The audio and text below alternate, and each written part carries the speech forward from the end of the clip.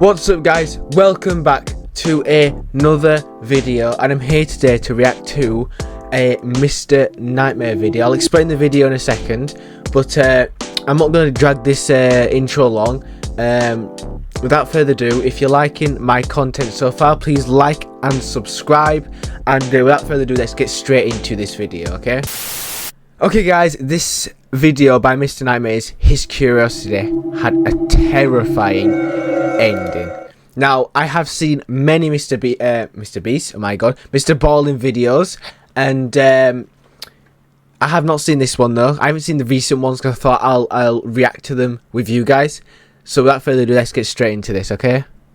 Today's story is about a man and his quest for the perfect photo. He would eventually get it, but it would cost him dearly. We will show you his picture at the end of today's video. But before we get into today's story, if you're a fan of the strange, dark, and mysterious delivered in story format, yes, I am. Come to the right place because that's all we do. Mr. Ballen's we upload amazing. Once a week. So, if that's of interest to you, please offer to buy the like button a brand new set of AirPods, but just give them regular earbuds with the cords cut off. Also, please subscribe to our channel and turn on all notifications so you don't miss any of our weekly uploads. Okay, let's get into today's story. Let's get into today's story. Wait, stories or story? It don't matter. We'll see in a second if it's multiple stories or if it's just one. I think it's just one, because it would say story 3, so it's just one story. Saturday, April 25th, 1987 was a beautiful spring day in the mountains of northwest Montana. It was Montana, exactly America. The kind of day that 40-year-old Charles Gibbs and his wife Glenda had been waiting for months. The sky was clear, the sun was bright, and the breeze was warm. And so, at around 9 a.m. that morning, Charles and Glenda had a quick breakfast inside of their house in the rural city of Libby. It looks like a beautiful place. Look at this woodland. It looks amazing. Full of their hiking equipment. Charles and Glenda were going to go to Glacier National Park. Like, look how nice this looks. Wilderness preserve. Glacier National Park, yeah, I've heard of that. Forests, rivers, and lakes. It looks so beautiful. Bright and crystal blue, they almost look like they're glowing. The park is ringed by snow-covered mountains, and it's dotted with glaciers, which are huge masses of pure ice that jut up onto rock and make you feel like you've stumbled onto some ancient frozen planet. The park is actually so otherworldly that when Hollywood producers were looking for a location to shoot the heaven scene in the big movie What Dreams May Come, they chose Glacier National Park as their location. And for Charles and Glenda, this place practically was heaven. It was the place they went all the time to go hiking, especially on beautiful sunny spring days. After packing all of their gear, Charles and Glenda made their way out the front door and began heading to their car, when as they were walking, Charles suddenly stopped short, shook his head, turned around, and ran back inside the house. When he came back out again, he was carrying his camera bag, and so he ran over to the car, he sat down in the driver's seat, and he grinned at his wife, and he held up the bag, and he said, "Now we're ready." Both Charles and Glenda worked for the public schools in Libby. Glenda was an elementary school teacher, and Charles drove a school bus. But like a lot of people who lived in Montana, their real passion was the outdoors. And for Charles specifically, his real passion was wildlife photography. He was actually a pretty accomplished amateur photographer. He'd had a couple of photo exhibits locally, and he'd gotten a few of his pictures published in the local newspaper. But what Charles really wanted to do with his photography was get one of his wildlife pictures published in a weekly publication called the Hungry Horse News. The Hungry Horse News was a tiny publication, but they had won a Pulitzer Prize, which is the highest award for American journalism. And the Hungry Horse News was famous for its nature photography. Charles had been submitting his work for years to the Hungry Horse News, but the editor kept rejecting them, telling Charles that his photos were totally beautiful, but they weren't dynamic enough. Nothing was happening in these photos. What's a dynamic photo then? I don't know. Well, I'm not a photographer, or not anything to do with photos, but what's a dynamic photo? those. Not what he's doing, apparently. On the couple's drive to Glacier National Park, Charles began talking out loud to Glenda about what strategy he was going to use for his photographs during their hike. Yep. You know, what route they were going to be on and what was the best angle to take certain pictures. And as Glenda listened to Charles, she just smiled to herself, because it was like, no matter how many times Charles got shot down by the Hungry Horse News, she knew he was never He's going not going to give stop. up. Yeah, he's not And going so to she stop. loved his determination and just unflappable attitude That's good. about his Don't give drive. up on your dreams. At around 11 a.m., Charles and Glenda pulled off the highway and began heading towards the trailhead where they would start their hike that day, which was located Elk at the base of Elk Mountains. Mountain on the southern border of the park. The route they had chosen for that day was not one of the most popular at the park, and the reason for that was the trail was really steep, and in certain parts of it, it was fairly overgrown, and so really only the most hardcore hikers would go up this trail, of which there weren't that many. And so Charles and Glenda were used to being on this trail and seeing no one. Yeah. But they preferred it that way. They loved being alone out in nature. Yeah. Finally, they reached the gravel parking lot right at the trailhead, and Charles parked their car, and then he and Glenda hopped out. They grabbed their bags, Yeah. and then began walking on this trail. The first mile of this trail brought the couple out along an abandoned road, and then over some railroad tracks, and then out into this beautiful field full of white flowers. It looks so and then nice, the trail really started to but- get difficult because it basically went straight up the side of a mountain. And as they walked, can get up lost this in really a steep place like this, part of can't the you? Trail, Charles was And there's nonstop wildlife taking like pictures bears of and stuff like this everything in he saw. America. There were deer and mountain goats, and at some point, the couple reached a clearing This is the real on photo this of what they steep took. section where they could look down and see a lake, and they saw there were beavers hard at work building a dam. The real So, photo of the course, beaver. That's a Charles good got photo. picture I of mean, that it is too. a what was Now, it? A Canon. these were the It was a days Canon before photo. digital photography, camera. and so all these pictures that Charles was taking, he couldn't actually see. He needed to go home and develop the film to see if To see anything him. he took was Yeah. worth keeping. Yeah. But as Charles and Glenda continued their hike up this mountain, Charles was getting more and more excited about some of the shots he was getting. He felt Yeah. like they were going to be really, really good, Yeah. and Hungry Horse News was going to finally accept his it, work. yeah. The couple made it to the summit of this trail by early afternoon, and from up there, they had this beautiful panoramic view of all these jagged mountaintops that were covered in snow, separated by these huge valleys and prairies, and Charles and Glenda were the only ones up there, and so they had this unbelievable view. That looks all so to themselves. beautiful. And so Looks the couple so would good, eat that. the lunch that they brought with them while sitting that- on that this rocky lake as outcropping, well. kind of looking out over this stunning view. And then when they were done, they packed up their stuff and began heading back down because they knew they wanted to get off of this trail and out of the park before sundown. Yeah, it was 'cause just it'd be a about pain 5 in the ass to p.m. get when back Charles in and at Glenda dark. had reached the final slope of this nighttime. steep section of the trail, and they were getting closer and closer to that big open field with the white flowers. And as they're going down this last section of steepness, Charles suddenly grabs Glenda and stops her and puts his fingers to his lips and then turns around and points behind him. Charles was visibly So they're going excited down. about whatever he So was he's looking pointing back at, up, okay. but when Glenda looked in the direction he was pointing, she couldn't see anything, but she obviously knew that whatever he was pointing at, Charles wanted to take a picture of it. Yep. Now, Glenda, by this point, was really tired from the hiking and just wanted to go back to the car and go home. Yep. I mean, after all, Charles had taken dozens and dozens of pictures that day. Like, we don't need to get one more. Yep. And so Glenda would look at Charles impatiently, basically suggesting, like, come on, we can come back another time. Yep. But Charles didn't budge, and he looked at her like, please, I want to get one more photo. And so Glenda kind of did one of these and was like, okay. And Charles said, thank you, I'll meet you at the car. And so Glenda stood there and watched as her husband got his camera out, turned around, and began slowly making his way back up the trail. So she's not going And with him. Glenda's looking. She can't see what he's going to take a picture Yeah. of, but she figured, he had his plan. And Glenda, she turned around and began heading back down towards the car. It didn't take long so for the Glenda split to up. get back Yeah, to the car. yeah, I know. She got there right around 6 p.m. And when she got there, she hopped inside, sat in the front. See, you never split up, even if, obviously, they don't know at this moment in time that it's going to end badly. But you never split up in a sort of woodland sort of area because someone could easily get lost. Like it's dangerous. Never split up.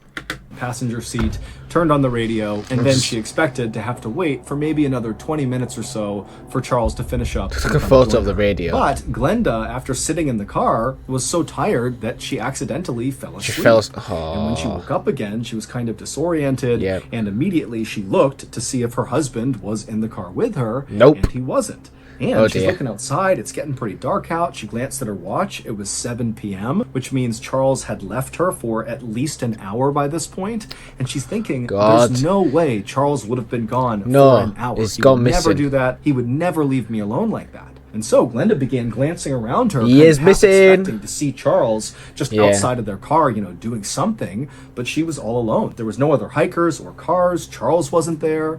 And so, starting to panic, Glenda got out of her car and began hustling back onto the trail to go look for Charles. Yeah. And so she's yelling for Charles. She's looking around. It's getting darker and darker, and there's no sign of Charles. He's not calling back to her. It's just Oh, it gets- totally yeah, it'd be silent. scary She at walks along the nighttime, abandoned road. there, She wouldn't it? reaches the railroad tracks. She gets into that meadow with the white flowers, and still there's no sign of Charles. And she gets to the base of that steep section of the trail, and she's looking up at all these trees Yeah. and how dark it was getting, and she's thinking to herself, if Charles is in trouble somewhere up there, there's no way I can help him No. by myself in the dark with no equipment. No one knows I'm here. I mean, Yeah. this is an emergency and I need help. And so Glenda would scream a few more times for Charles, and after not hearing any response, she turned and ran all the way back to her car. She turned it on and she drove to the nearest ranger station. Yep. Oh. Thank you to BetterHelp. Right, we're back, guys. After that, When she got there, she ran inside and immediately told the Submission or ranger whatever it where was. her and Charles it's a sponsor, you idiot, not a submission. Oh my god. I'm sorry you have to deal with this, guys, but I'm really trying to get him under control. I swear. Look at him. Useless. had been, which trail they were on, Yep. and where roughly they were on this trail when she had gone to the car and Charles had turned around and gone gone back up, uphill yeah. to take a picture of something. And as Glenda told the ranger all these details about where they were inside of the park, he really started to look worried. And when Glenda was done explaining, he told her that, yes, we need to go right now and look for your husband, but I can't have you on.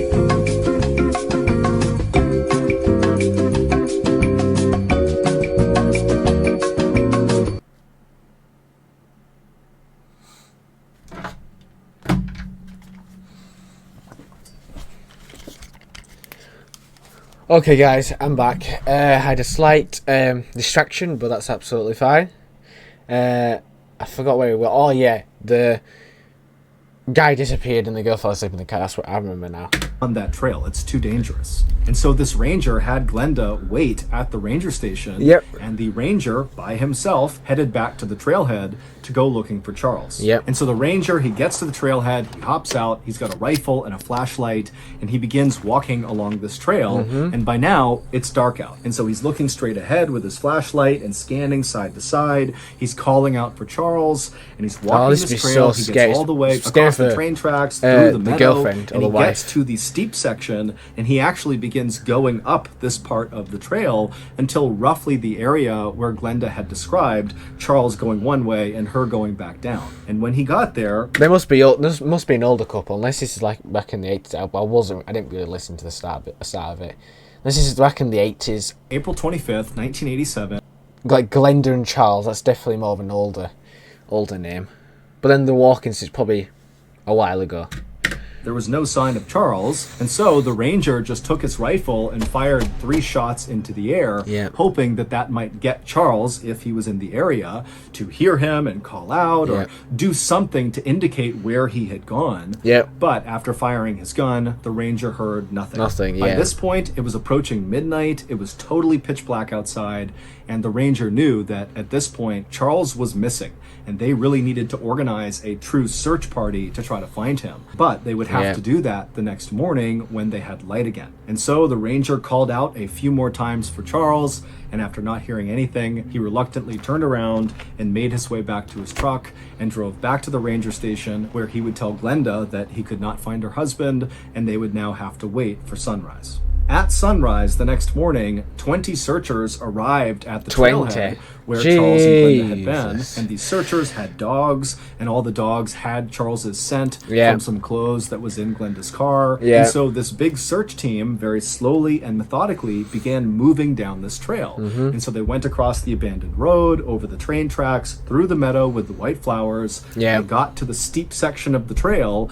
and they got all the way up to that point where Charles and Glenda had separated, Yep. and Charles had gone uphill to do whatever he was going to do. And it was at that point on the steep I bet section he saw a that one of the person. searcher's dogs picked up Charles's scent and took off running uphill.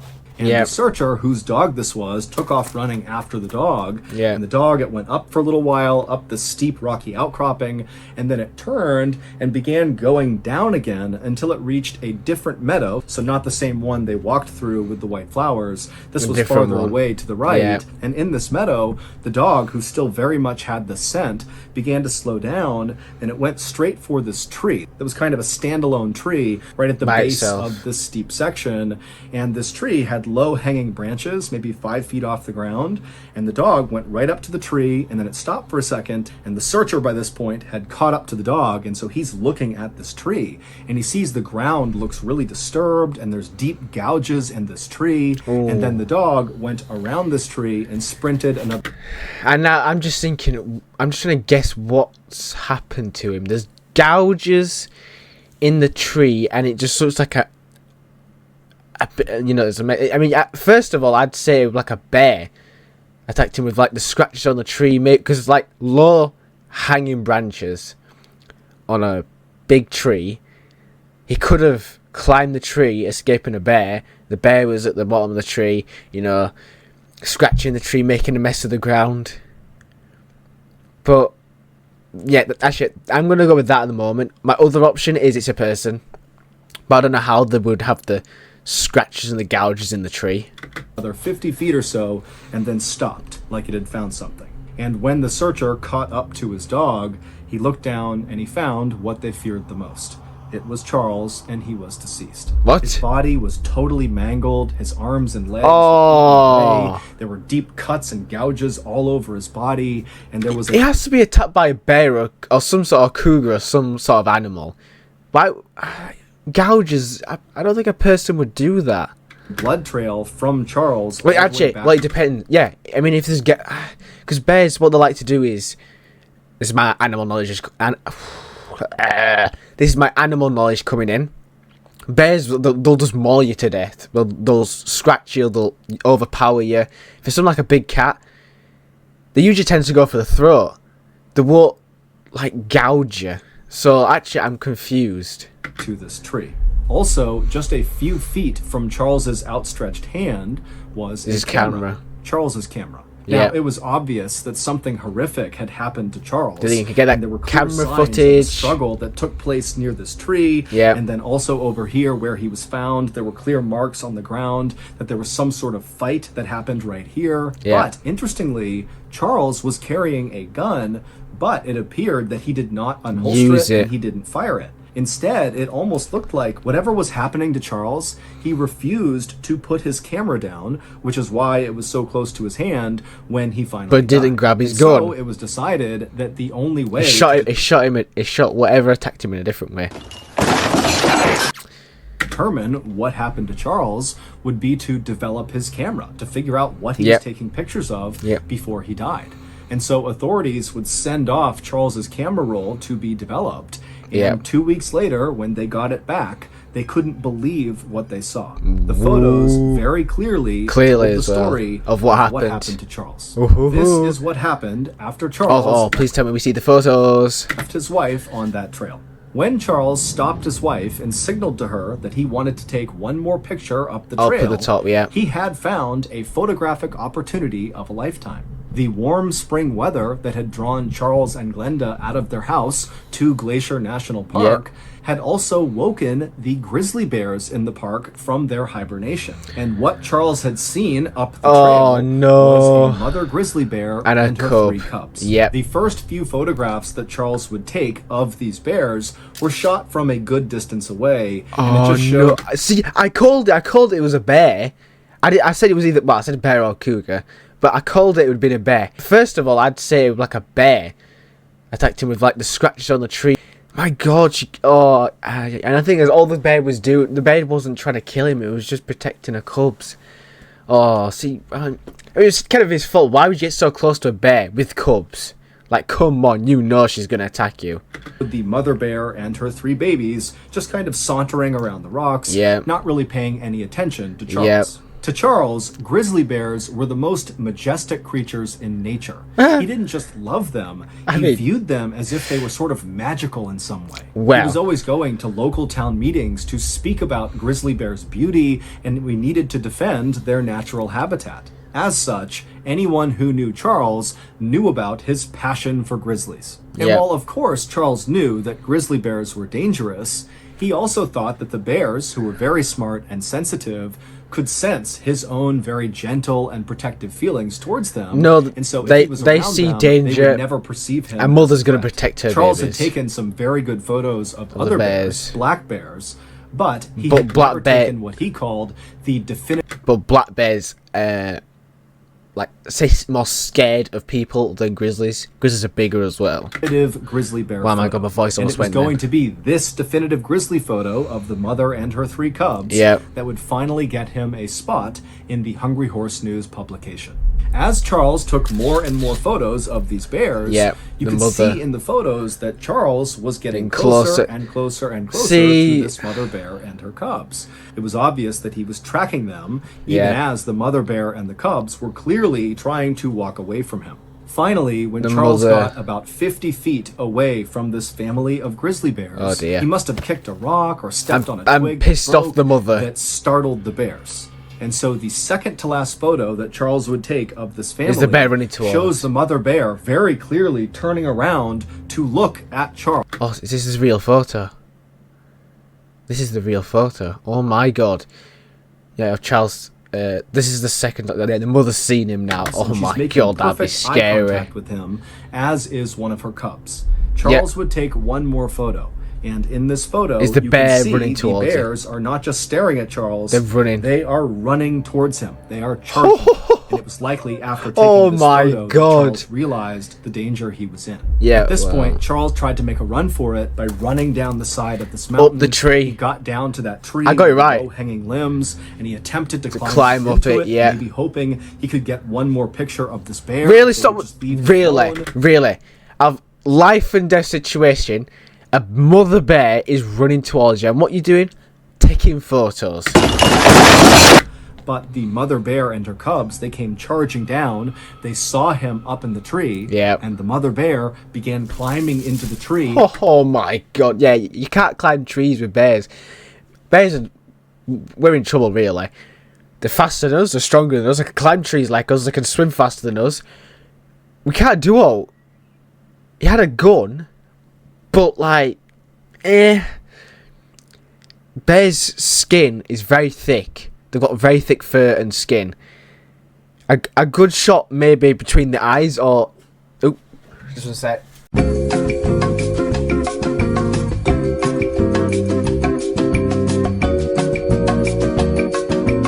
Right, back for a second time now, but I'm pretty sure that's the last interruption. And to be honest with you, we're pretty much finished with this video, but we'll just end it off. So what do we? Oh yeah, the guy got killed by a mother bear. And she reached Charles. Now, she likely weighed about 400 pounds, and when mother grizzly bears are defending their young, they are absolutely merciless. Yeah, And so they she must have grabbed him or bit onto him and yanked him from the tree. They will And not Charles, stop. somehow, after being pulled to the ground and getting slashed and bit by this bear, he managed to break away from her, as we can tell. Best thing to do in that sort of situation is play dead. That's all you can do. I mean, everyone knows the saying. Black fight back, brown lay down, white good night. The best option is to play dead. From the blood trail, and he made it about 50 feet away from this tree before the bear chased him down again, jumped on top of him, and killed him. When authorities figured out that Charles had managed to briefly get away from this mother grizzly bear and made it 50 feet away from her, they wondered why he hadn't pulled out his gun and shot at the bears to defend himself. But Charles's wife, Glenda, said it made perfect sense that Charles had not tried to don't harm wanna this hurt the grizzly bear bears. or her cubs. He loved grizzly bears, and he would never dream of leaving these 3 cubs without their mother. Yeah. After Charles's death, the rangers did not attempt to track down this bear and her cubs and do anything to the Yeah, they bears just left. because they felt like the bears were just acting like bears, and it Self- was Charles who was in the wrong. Yeah. And Charles's family and friends would say that is a decision that Charles would definitely support. Yeah. Charles's photos of the grizzly bear family were published in the Hungry Horse News alongside an article about his death. Yeah. Wow. That's it already. Oh, God. See, I understand, right? I understand he's a photographer. He wants to get the best photos possible. But to get that close, what was it, 50 feet? 50 feet from a grizzly bear with a mother and her cubs. And I mean, it was his fault, and I think he knew that before he died. That's why he didn't shoot the mother bear. As he explained, he doesn't want to leave the cubs by themselves because they'll die. Probably, well, 100% they'll probably die. But I can say it was his fault. Like I said, his curiosity had a terrifying ending. He got killed by a grizzly. That's, of all the Mr. Ballen videos that I've seen, that's like, I don't say the most realistic, but the most believable in the fact that, because obviously you have a lot of these videos that is made about like, obviously like ghosts and demons and creepy people. The one about a bear, it's definitely the most it's definitely the most realistic and most believable. But it was just R.I.P. Charles, poor guy. Just wanted to kind of follow his dream, wasn't he? He wanted to get the best photo to send to I forgot what that group's called, but the photo Application called the Hungry Horse News. I forgot what it's called. He wanted to send it to them, and they always rejected him. He said his photos were not dynamic. I don't even know what that is, but they weren't dynamic enough. So, oh well, R.I.P. Charles. But thanks, guys. Thank you so much for watching. If you want to see some more Mr. Ballen, which I am glad to do, and to be honest with you, I actually kind of want to do some more Mr. Ballen, because I just think Mr. Ballen's the best. He's definitely one of the best storytellers. The way you could easily put the picture into your head is unbelievable. But yeah, thanks guys. Please like and subscribe, and I'll see you all in the next video.